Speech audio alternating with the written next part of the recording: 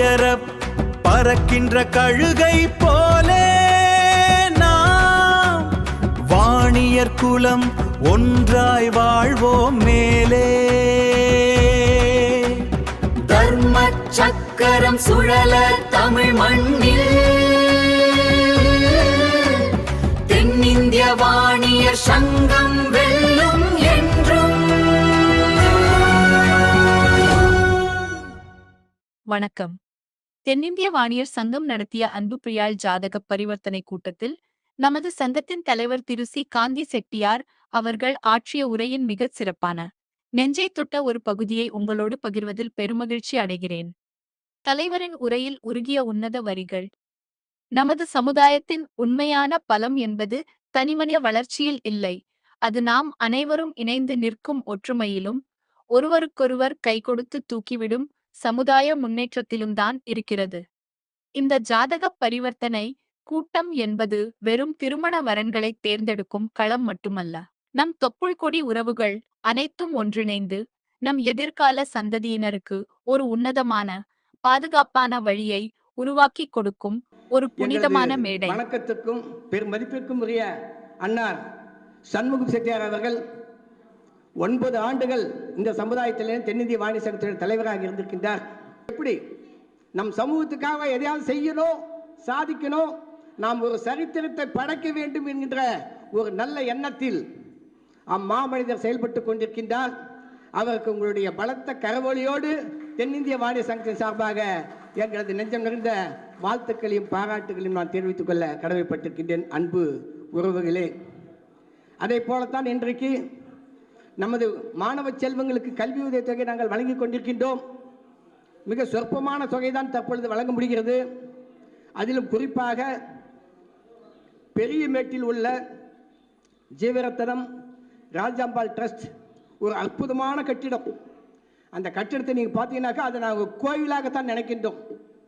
அவர்கள் குடியிருந்த கோவிலை நம் இன மக்களின் கல்வி வளர்ச்சிக்காக தானமாக கொடுத்து சென்று விட்டார்கள். நம் அனைவருடைய பெற்றோர்கள் நமது சந்ததியினர் சிறப்பாக இருக்க வேண்டும் என்பதற்காக அந்த வீட்டை கொடுத்திருந்தாலும் ஏறத்தாழ 50 ஆண்டுகள் வேற்று சமுதாயத்தினர் மற்றவர்களுடைய அனுபவத்தில் அந்த சொத்து இருந்து வந்தது.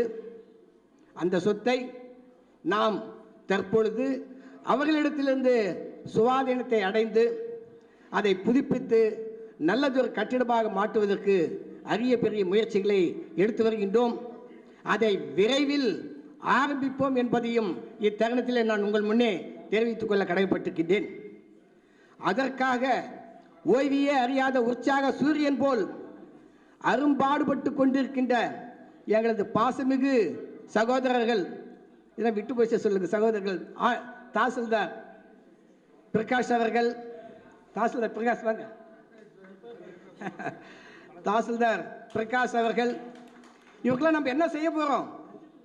எந்த நேரம் பார்த்தாலும் தாலுகா ஆபீஸ் கூட பாலாஜி, அன்பு சகோதரர் பாலாஜி, வேல்முருகன், அதே எங்க பெரிய மீசக்கார அண்ணன் முரளி, இந்த மற்றொரு மீசக்கார அண்ணன் முரளியுடைய தம்பி வேல்முருகன், தர்மலிங்கம், அன்பு சகோதரர் குப்புசாமி அவர்கள், ஸ்ரீதர், ஆசிரியர் சிவகுமார், அதே போல ரவிக்குமார்,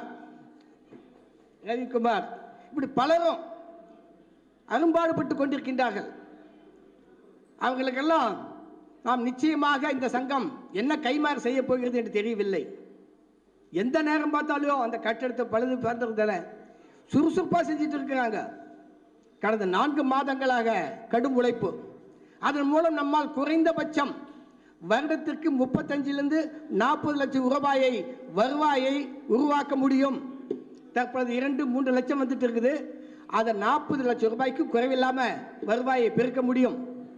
அதன் மூலமாக நம் இனத்து சொந்தங்களுக்கு, நம் இனத்து பிள்ளைகளுக்கு கல்வி கொடுப்பதற்கு நம்மால் மிகுந்த ஒரு உதவியை செய்ய முடியும் என்று நான் கூறிக்கொள்ள கடமைப்பட்டிருக்கின்றேன்.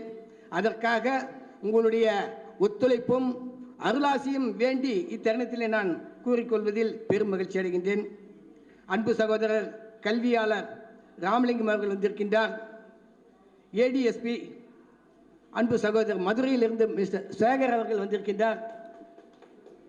இப்படி மீர்சாப்பேட்டை எல்லா இடத்துலையுமே அந்த நடராஜன் பார்க்குறேன். அப்படி மணி அண்ணன், சுந்தர், இப்படி எல்லாருமே இருக்காங்க. நிறைய பேர் வந்திருக்காங்க. பார்ப்பதற்கு சந்தோஷமாக இருக்குது. ஒரு நற்செயலை செய்யும் பொழுது பணத்தை கொடுத்து தான் ஆதரவு தெரிவிக்கணுன்றதெல்லாம் இல்லை. தங்களுடைய உடல் உழைப்பையும் ஒத்துழைப்பையும் கொடுத்தால் நம்மால் எதையும் சாதிக்க முடியும். அதற்காகத்தான் நான் எப்பொழுதுமே சொல்லுவேன், ஒன்று கூடுவோம் வென்று காட்டுவோம் என்பேன். ஒன்று கூடுவோம் வென்று காட்டுவோம் என்பேன். ஒன்று கூடினால்தான் நம்மால் எதையும் செய்ய முடியும். எல்லோரிடத்திலும் தவறுகள் இருக்கிறது, குறைகள் நிறைகள் இருக்கிறது. குறைகளை மட்டுமே பார்த்து கொண்டிருந்தால் எந்த வேலையுமே செய்ய முடியாது. இந்த சங்கத்திற்காக நீ என்ன செய்தாய் என்பதை மட்டும்தான் பார்க்க வேண்டும். சங்கத்திற்காக நாம் என்ன செய்தோம் என்று. அன்பு உறவுகளே, நீங்கள் பெருந்திரளாக வந்திருக்கின்றீர்கள். நீங்கள் இணையை தேடினாலும் உங்களுடைய வருகையும் இந்த சங்கத்திற்கு நீங்கள் செய்த மிகப்பெரிய ஒரு உதவியாகத்தான் நான் இத்தருணத்திலே கருதுகின்றேன். எஸ்என்டி சுந்தர், ரவி, குமரேசனை பற்றி சொல்லலாம், நிறைய சொல்லலாம். எங்க குமரேசன் வலது கரம் கொடுப்பது இடது கரத்துக்கு தெரியாத வகையில் ஒரு மிக அற்புதமான மனிதர். வெரி சிம்பிள் மேன், சாதாரண மனிதர். மிகப்பெரிய வசதி படைத்தவர். அவருடைய ஃபேமிலியில் மிக மிக உயர்ந்த பதவிகள் எல்லாம் இருக்கின்றார்கள்.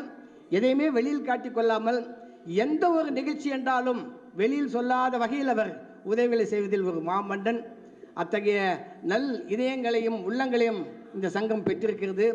அதே போல் ரவிக்குமார் அவர்களை சொல்லணும்னாக்கா, ரவிக்குமார் இன்றைய தினம் வாடிய பயிரை கண்டபோது வாடினேன் என்பார்கள். இன்றைக்கு வந்திருக்கின்ற அனைவருக்குமே காலையிலிருந்து இன்று மாலை வரை உணவு உபசரிப்பு என்பதை இவர் அருள்பாலிக்கின்றார். அவருக்கும் உங்கள் சமுதாயத்தின் சார்பாக, நம் இன மக்கள் சார்பாக பெருத்த கரவழியோடு நன்றியை நான் தெரிவித்துக் கொள்ள கடமைப்பட்டிருக்கின்றேன். அன்பு உறவுகளே, எதையும் பெரிதாக எண்ணிக்கொள்ளாமல் நம்மால் நம் இனத்திற்கு என்ன செய்ய முடியும் என்பதை மட்டும் நீங்கள் கருத்தில் கொண்டு